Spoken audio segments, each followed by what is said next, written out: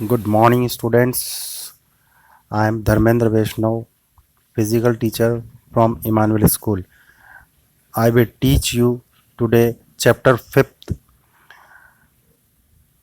Children's and Women, Children and Women in Sports.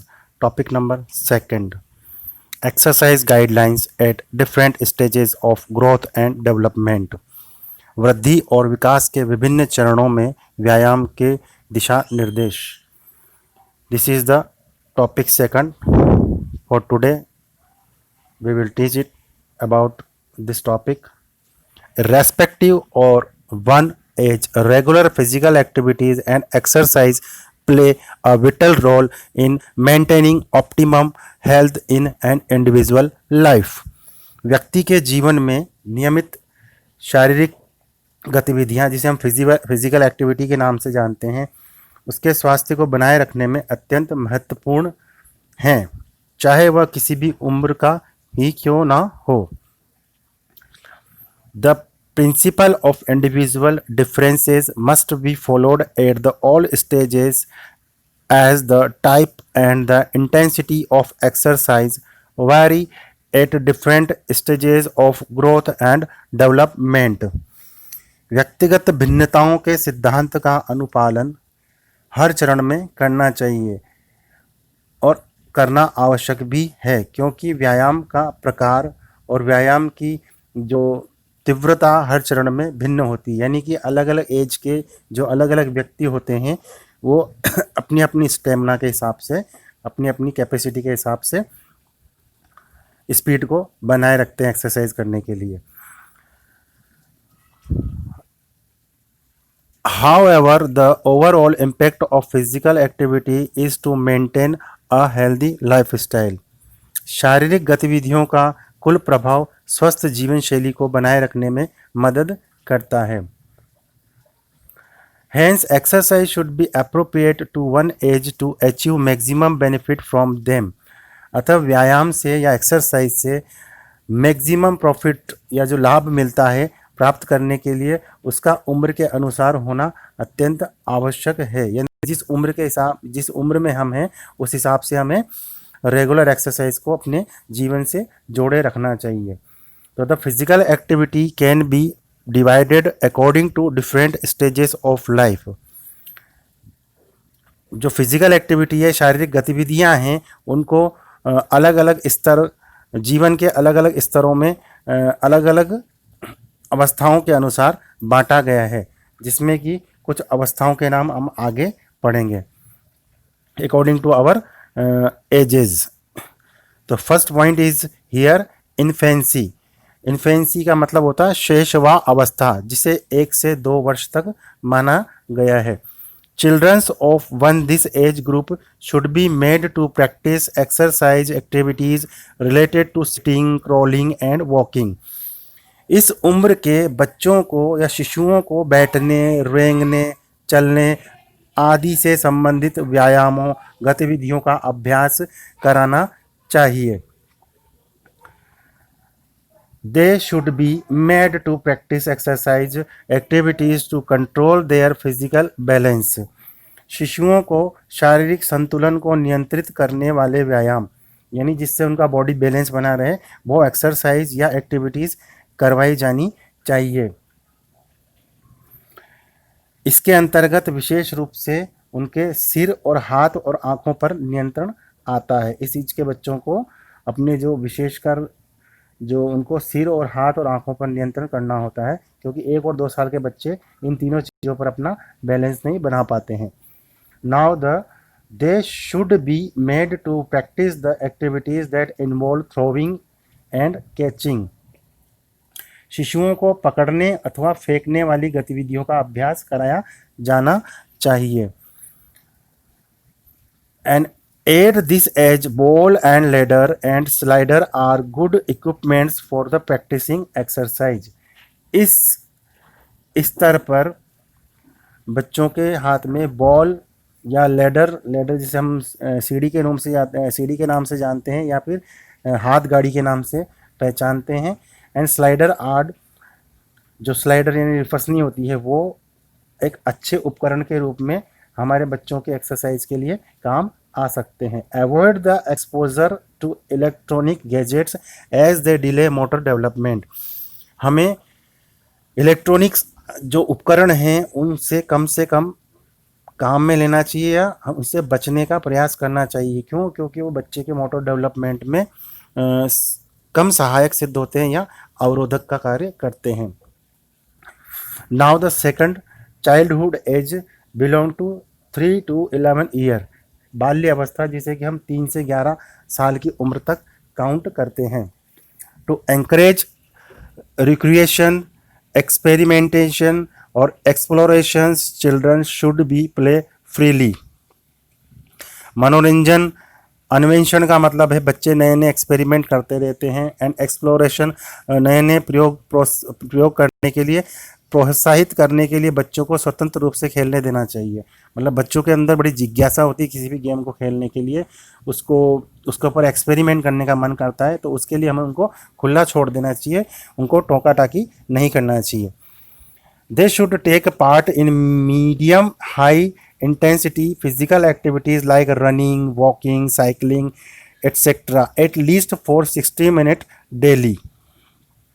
रोजाना 60 minute तक या 1 घंटे तक मध्यम तीव्रता वाली शारीरिक गतिविधियां यानी तेजी से की जाने वाली या मध्यम गति से की जाने वाली, मीडियम पेस से की जाने वाली एक्टिविटीज़ को हमें उनको करने देना चाहिए।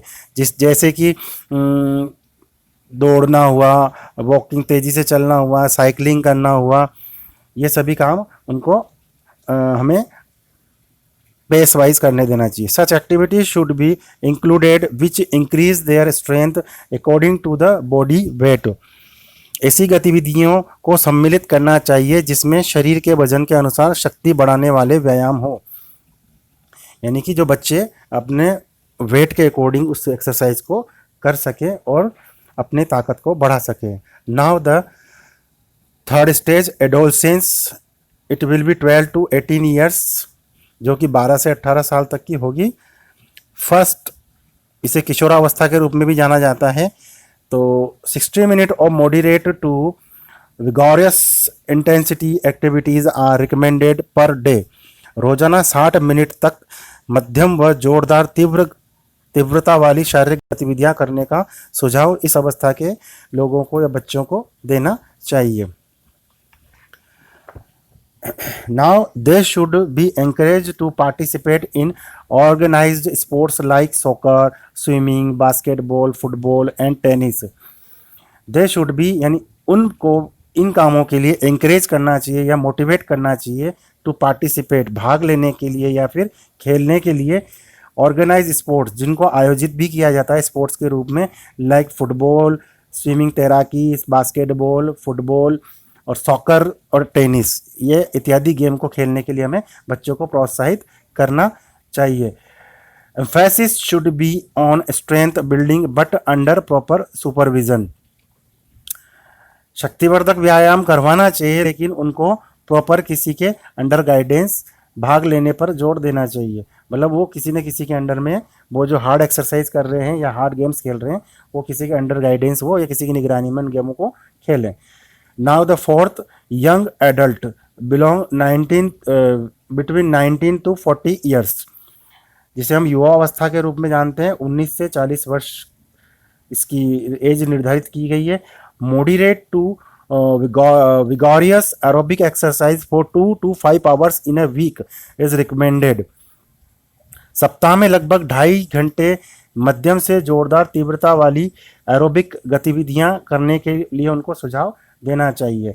तो यहाँ 2.5 से 5 घंटे या 2 से 5 घंटे का एक निश्चित समय निर्धारित किया गया है। Aerobic exercise increase heart rate and help to lower cholesterol and blood pressure. Aerobic exercise से हमारे हृदय दर को या हमारे हार्ट रेट को बढ़ावा मिलता है और कोलेस्ट्रॉल का स्तर जो है वो रक्तचाप को नीचे लाने में मदद करता है। जो हमारा हाई ब्लड प्रेशर जो होता है उसको लेवल में रखने में कारगर होता है, कोलेस्ट्रॉल को घटाता है। Activities like the brisk, walking, running, jogging and swimming should be encouraged. तीव्र गति से पैदल चलना, दौड़ना, जॉगिंग और तैराकी के लिए प्रोत्साहित करना चाहिए। Muscles strength training should be given emphasis. मांसपेशियों की शक्ति बढ़ाने पर भी जोर देना चाहिए, यानी हमारे मसल्स पावर के लिए भी हमें उनको एंकरेज करना चाहिए या उनको बढ़ावा देना चाहिए। For example pushups, yoga, weight lifting are beneficial for bones and joints. इन्हीं में से उदाहरण के तौर पर पुशअप्स दिए हुए हैं, योगा करना या वेट लिफ्टिंग करना, कुश्ती वगैरह करना, beneficial for bone and joint, जो हमारे शरीर की हड्डियों और मांसपेशियों के लिए अति लाभदायक होते हैं। They also help to maintain body metabolism.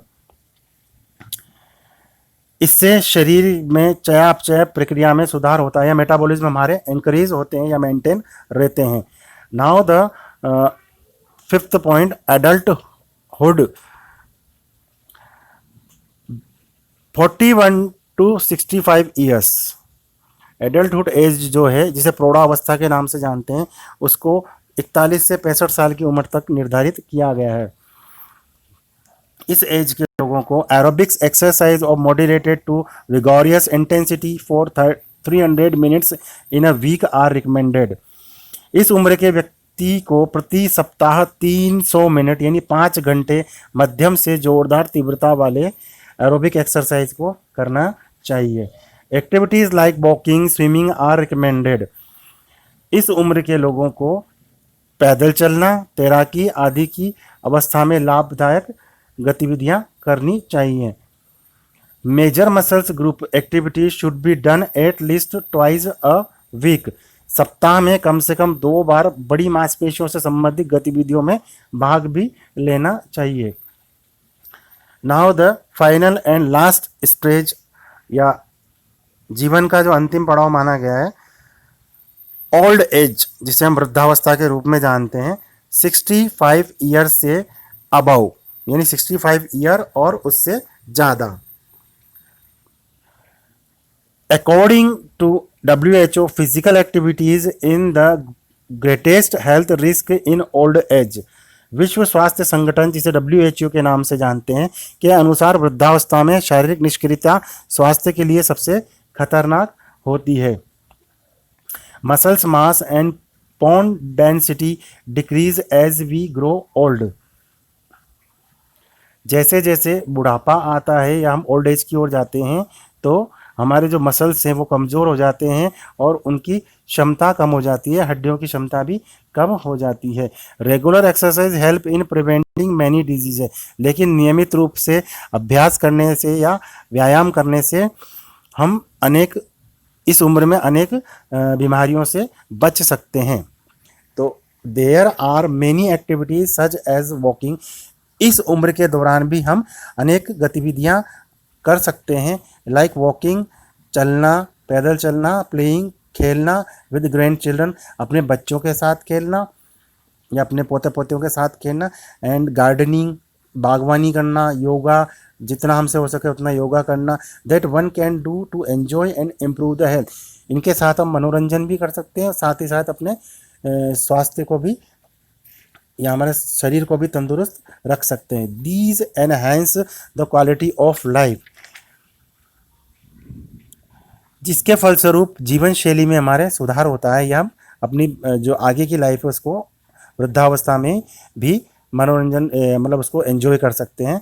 During this age one should do at least 1 to 1.5 hour moderate intensity aerobics. इस उम्र के व्यक्ति को प्रतिदिन 1 से 1.5 घंटे तक मध्यम तीव्रता वाले एरोबिक्स में भाग लेना चाहिए। And thus we can conclude that physical activity is one of the best investment in one's life to continue good health and at any stage of life। निष्कर्ष के तौर पर हम ये कह सकते हैं, जीवन के किसी भी स्तर पर हम अच्छा स्वास्थ्य बनाए रखने के लिए शारीरिक गतिविधियों में भाग लेना एक अच्छा निवेश होता है, ये एक अच्छा कार्य होता है, जिससे हमारा फिजिकल मूवमेंट बना रहता है, तो हम लाइफ लॉन्ग बीमारियों से ग्रसित नहीं रहते हैं और अच्छे से अपने जीवन को जी पाते हैं। तो today is our second topic is over. We will take the next topic number 3, common postural deformities and their corrective measures। Now we will come to on our topic number third, common postural deformities and their corrective measures. There are several deformities that give rise to abnormal curvatures in the vertebral column and other part of the body. Some of the important deformities are, कहने का मतलब जो topic number third है हमारा, उसका मतलब है सामान्य मुद्रा विकार और उनके सुधारात्मक उपाय। तो यह कह रहा है कि ऐसी कई मुद्रा विकार है जो मेरुदंड, जिसे हम बैकबोन के नाम से जानते हैं, एंड शरीर के अन्य भागों में असामान्य घुमाव या हमारे विभिन्न शरीर के जो अलग अलग तरीके से जो घूम जाता है, घुमाव के बारे में, एंड पैरों के तलवे और साथ ही साथ पैरों के तलवे सपाट होना और घुटनों का मुड़ जाना, इस तरह की विभिन्न बीमारियों के बारे में हम आगे डिस्कस करेंगे या मैं आपको इसके बारे में बताऊंगा। तो according to this topic 8 diseases are according to postural deformities. The first is knock knee, जिसे घुटनों का टकराना के नाम से जानते हैं, and second is flat feet, जिसे समतल तलवे के नाम से हम जानते हैं, and now the third round shoulders, जिसे गोलाकार कंधों के नाम से जानी जाता है, और फोर्थ है lordosis and hollow back. Lordosis के अंदर और होलो बैक के अंदर खोखली पीठ होती है, और काइफोसिस राउंड बैक, जिसे हम चक्राकार पीठ के नाम से जानते हैं। लॉर्डोसिस में आगे की तरफ तोंद निकलती है और पीछे से होलो बैक हो जाती है, खोखली पीठ हो जाती है, और काइफोसिस में चक्राकार पीठ हो जाती है, पीछे से कुबड़ निकल जाती है और हमारा शरीर आगे की ओर झुक जाता है। Now the sixth point is बो लेग्स, जिसे हम मुड़ी हुई टांगों के नाम से जानते हैं, धनुषाकार टांगें हो जाती है। स्कायोलोसिस एंड मेरुदंड, स्कायोलोसिस और side way bending of the vertebral column. Scoliosis को हम मेरुदंड का एक तरफ मुड़ जाने के नाम से जानते हैं। Now the eighth and last point, kypholordosis और combination of round and hollow back. ये एक तरह से कॉम्बो बीमारी हो गई, जिसमें चक्राकार शरीर भी हो गया और खोखली पीठ भी हो गई, इसलिए काइफोलॉर्डोसिस का नाम इसको दिया गया। Now we will take the postural deformities step by step. तो it's turn of first topic knock knee. तो हम सबसे पहले नॉक नी को पढ़ेंगे। तो if a person stand erect with his feet close together, then there should be a gap between the knees in a normal posture. यदि कोई व्यक्ति पैर मिलाकर सीधा खड़ा हो तो सामान्य स्थिति में उसके घुटनों में कुछ अंतर होना चाहिए। When there is no gap and the knees touch or overlap, the deformity is called knock knee. अगर उनके दोनों घुटनों में कोई अंतर ना हो, घुटने एक दूसरे से चढ़े हुए हो या छू रहे हों, टकरा रहे हों, तो इस तरह का जो विकार है, डिफॉर्मिटी है, ये घुटनों का टकराना के नाम से कहलाती है, जिसे हम नॉक नी भी कहते हैं। अब what is the reason for that? तो causes are here.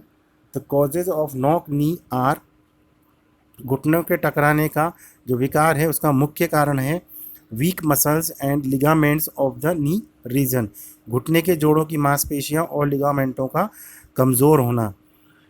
Since the knee has to bear the maximum pressure in the various position and body movements, and the muscles and ligaments of this region need to be strong.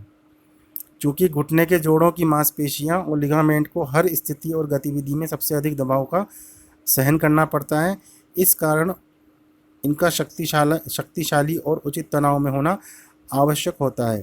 इनमें किसी भी प्रकार की दुर्बलता से घुटनों के टकराव का विकार होना संभव है।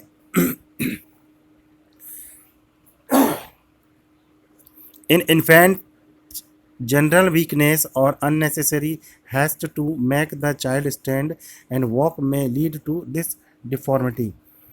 यह विकार बचपन में शिशु की दुर्बलता अथवा बच्चे को शीघ्र खड़ा करने का अनावश्यक प्रयत्न करने पर भी होता है। इससे बच्चे के घुटनों पर अधिक भार पड़ता है और अतः ऐसा नहीं करना चाहिए या फिर इस डिफॉर्मिटी का शिकार होना पड़ता है। Deficiency of vitamin D, calcium and the phosphorus in the body. Vitamin D की कमी होने के कारण रिकेट्स नामक रोग हो जाता है, जिससे दोनों टांगें भी मुड़ सकती हैं। मतलब शरीर में विटामिन डी, कैल्शियम और फास्फोरस की कमी के कारण भी यह बीमारी या इस तरह की डिफॉर्मिटी हमारे शरीर में क्रिएट हो सकती है। Holding weight at the early age, अधिक वेट को छोटी उम्र में ही होल्ड करना, जिसकी वजह से भी घुटने टेढ़े हो सकते हैं। यानी जब स्टार्टिंग होती है, बच्चे का बचपन होता है, उसी दौरान उसका अधिक वजन होने के कारण भी ये डिफॉर्मिटी उसके अंदर आ सकती है। नाउ द करेक्टिव मेजर, हम इसको सुधार कैसे कर सकते हैं या इस तरह की डिफॉर्मिटी को हम कैसे सुधार सकते हैं। Walking along a straight line with the toe facing inward, बाहर की ओर झुकाव रखने वाले तल पर चलने वाले पैरों पर बाहर वाले भाग पर भार डालने में इस विकार को सुधारा जा सकता है। यानी हमें स्ट्रेट चलना है, पैरों को बाहर की तरफ निकालते हुए, ताकि कुछ प्रयास करने से टांगें सीधी हो सकती है। While standing keep a pillow between the knees and press the knees against each other, जब हम खड़े हों तो हमारे दोनों घुटनों के बीच में हम एक पिलो को, तकिए को दबाएं और उसको हमें प्रेस करना है जोर से, दोनों पैरों को नीज अगेंस्ट ईच अदर, ताकि एक दूसरे के सामने की ओर वो खींचेंगे हमारे घुटने। As a result gap between the knees will increase, इससे धीरे धीरे हमारे घुटनों के गैप, जो घुटनों के बीच में गैप है, वो बढ़ना शुरू हो जाएगा। Horse riding is one of the best corrective exercise for this deformity, घुड़सवारी करने से भी इस विकार में विशेष लाभ प्राप्त होता है। गोमुखासन, पद्मासन आर द रिकमेंडेड आसन फॉर द क्योरिंग नोक नीज। गोमुखासन और पद्मासन ये दो एक ऐसे आसन हैं जो कि इस बीमारी को ठीक करने में हमारी मदद कर सकते हैं। Now the second deformity, flat fit, जिसे समतल तलवे के नाम से जाना जाता है। अक्सर हमारे तलवों के बीच में नीचे की तरफ कर्व शेप होता है, जो जिनके नहीं होता है वो एक तरह से डिफॉर्मिटी का शिकार माने जाते हैं। तो there are several types of foot deformities, पैरों के कई प्रकार के विकार होते हैं।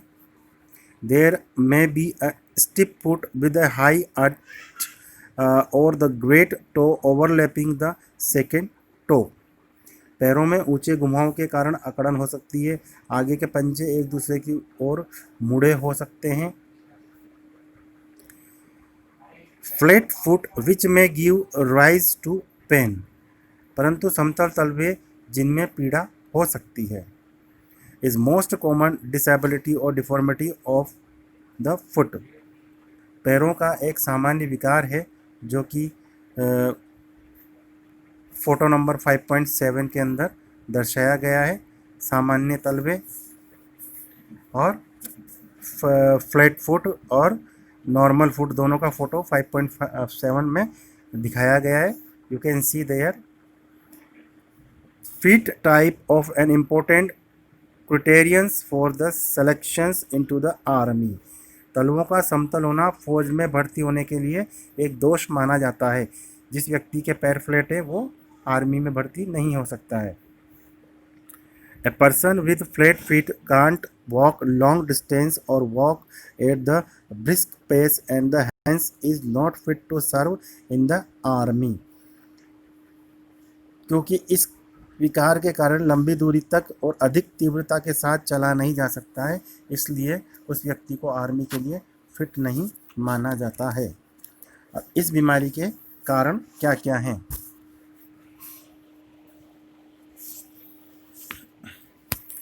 The flat feet is caused when ancillary muscles of the feet become weak and the arches on the inside of the feet get flattened. समतल तलवों का विकार पैरों की सहायक मांसपेशियों के दुर्बल पड़ने से होता है। इनमें तलवों की कमान सीधी हो जाती है। इस विकार के प्रमुख कारण इस प्रकार से बताए गए हैं।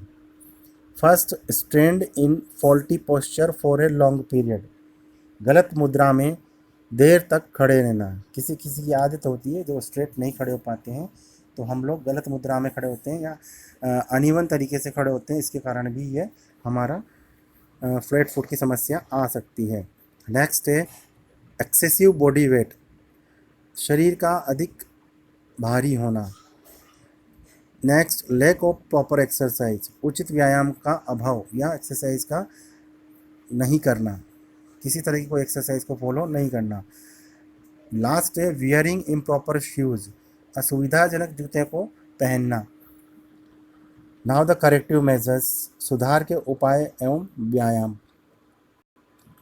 In order to minimize or remove the defect of flat feet, the follow types of exercise are recommended. समतल तलवों के विकार को कम करने या दूर करने के लिए निम्नलिखित प्रकार के व्यायामों को करना चाहिए। तो फर्स्ट है standing, walking, jumping on toes. अधिक से अधिक हमें अपने पंजों पर चलना, खड़े होना और कूदना चाहिए। वॉकिंग ऑन हिल्स, एड़ियों पर चलना। थर्ड है रॉप स्किपिंग, रस्सी कूदना। फोर्थ है picking object with toes and practicing toes curl, पंजों से किसी वस्तु को उठाना अथवा किसी विरोधक पर पंजों को मोड़ना। फिफ्थ है backward and forward hopping with bent knees, घुटने मोड़कर आगे पीछे कूदना या फुदकना। सिक्स है वॉकिंग ऑन स्लोपिंग सरफेस, ढलान वाले तलों पर चलना। और लास्ट है wearing special type of shoes, इस तरह के लोगों के लिए अलग से डिज़ाइन किए हुए शूज़ आते हैं जिससे कि उनके पैरों में कर्व किया जा सके, उस तरह के शूज़ को पहनना। Now the disease number 3, deformity disease number 3, round shoulder, जिसे हम गोलाकार कंधे के नाम से जानते हैं। Round shoulder is a postural deformity.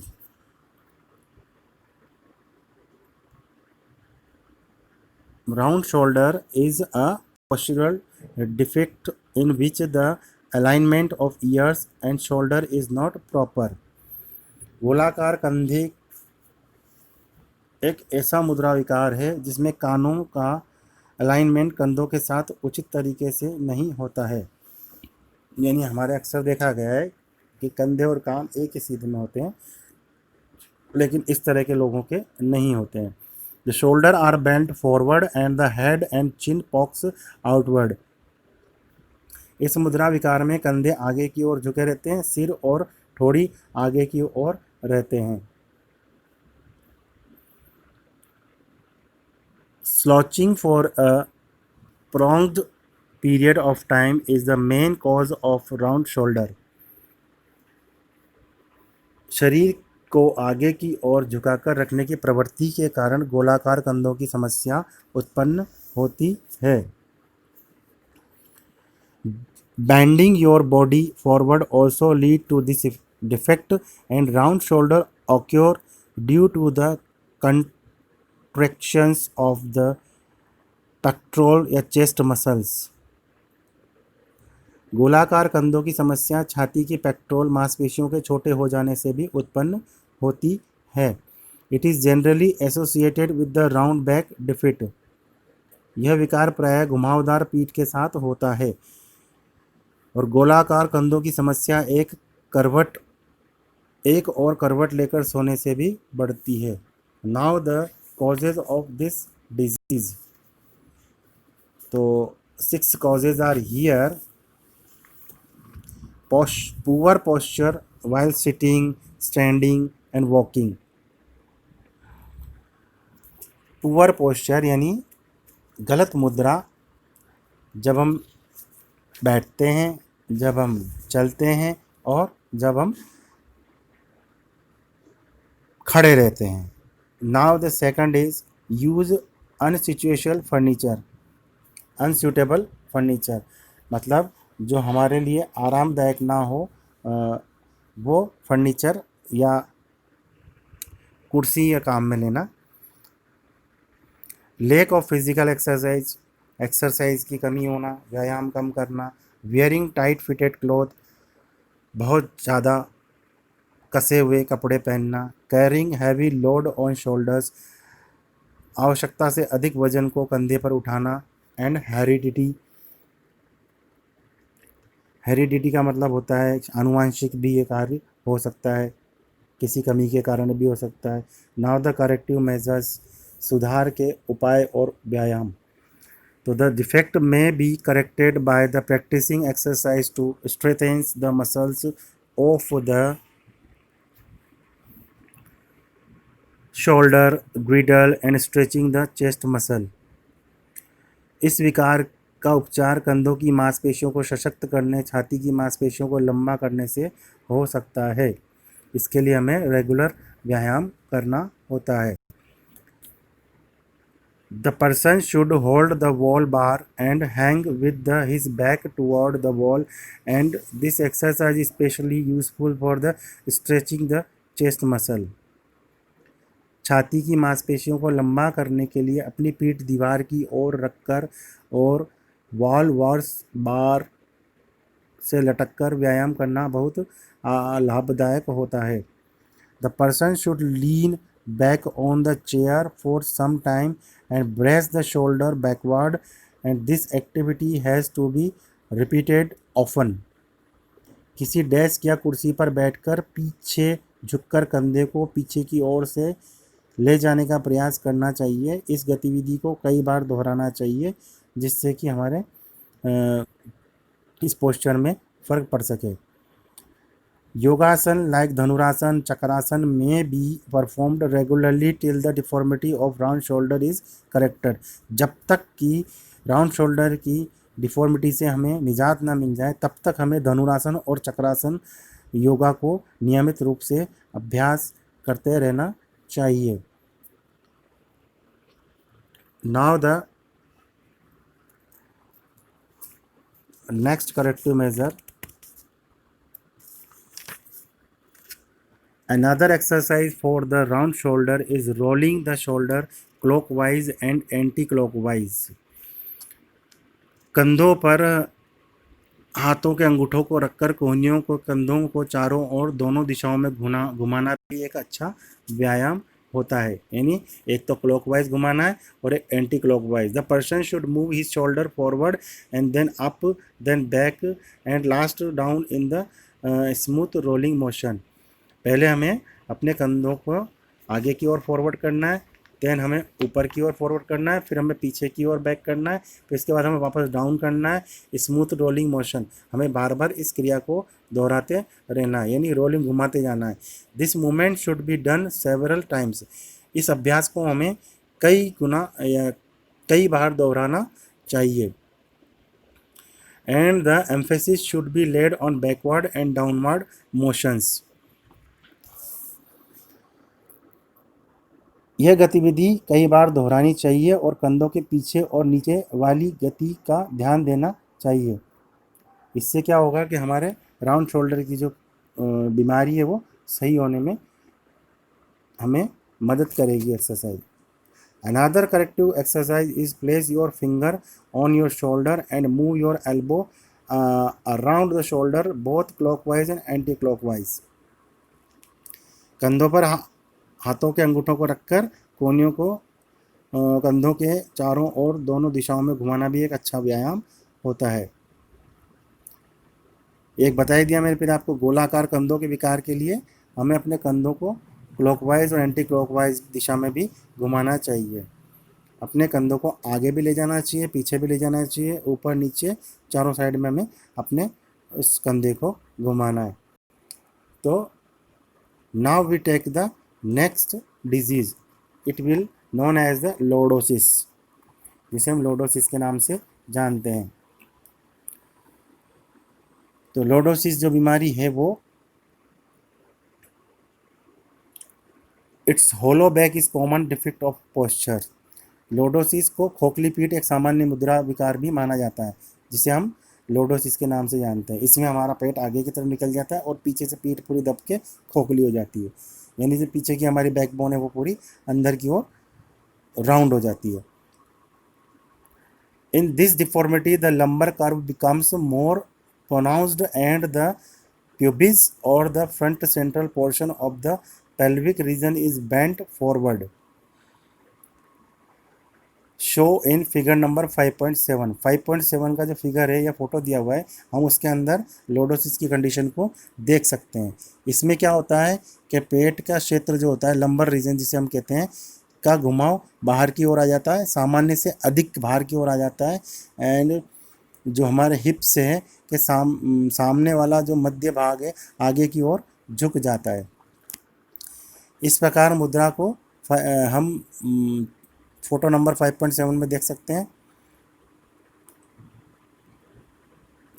The long spinal muscles of lower part of the spines become tight and tense.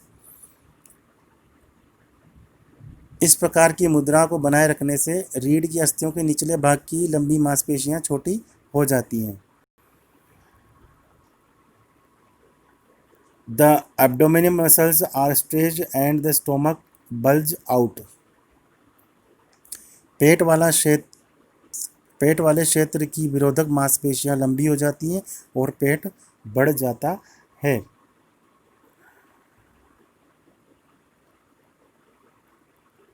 In order to maintain the balance of the body, the long spinal muscles of the lower part of the spine remain in the constant state of the constrictions and therefore get tired easily.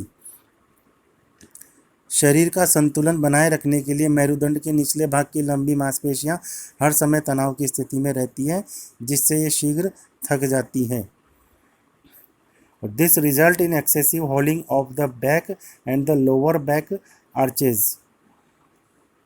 इससे पीठ अधिक खोखली होने लगती है और इस क्षेत्र में पीड़ा होने लगती है। इसके कारण बताए गए हैं। The causes are here. Children develop this defect mainly due to the bad posture habit during their growth year. बच्चों में इस मुद्रा विकार का मुख्य कारण वृद्धि और विकास के समय अनुचित आदतें मानी गई हैं। यानी जब बच्चा बढ़ रहा होता है उस दौरान वो जो गलत पोस्चर को यूज़ करता है, उसके कारण इसके अंदर ये बीमारियां ये जो डिफॉर्मिटी क्रिएट होती है। However the defect is corrected as the child grows. बच्चों के शारीरिक विकास के साथ इसमें सुधार हो जाता है। It can also be cause due to weakening of the bones. अस्थियों की दुर्बलता भी इस विकार का मुख्य कारण माना गया है। यानी हड्डियां कमज़ोर होना भी इसका मुख्य कारण माना गया। In adult it is cause due to loss of abdominal muscles. वयस्कों में यह विकार मुख्यतः पेट के आगे की मांसपेशियों के ढीले पड़ने से होता है। It is generally due to the obesity and lack of exercise. मोटापे तथा व्यायाम के अभाव के कारण भी ये डिफॉर्मिटी हो जाती है। Now the corrective measures of this deformity. सुधार के उपाय और व्यायाम।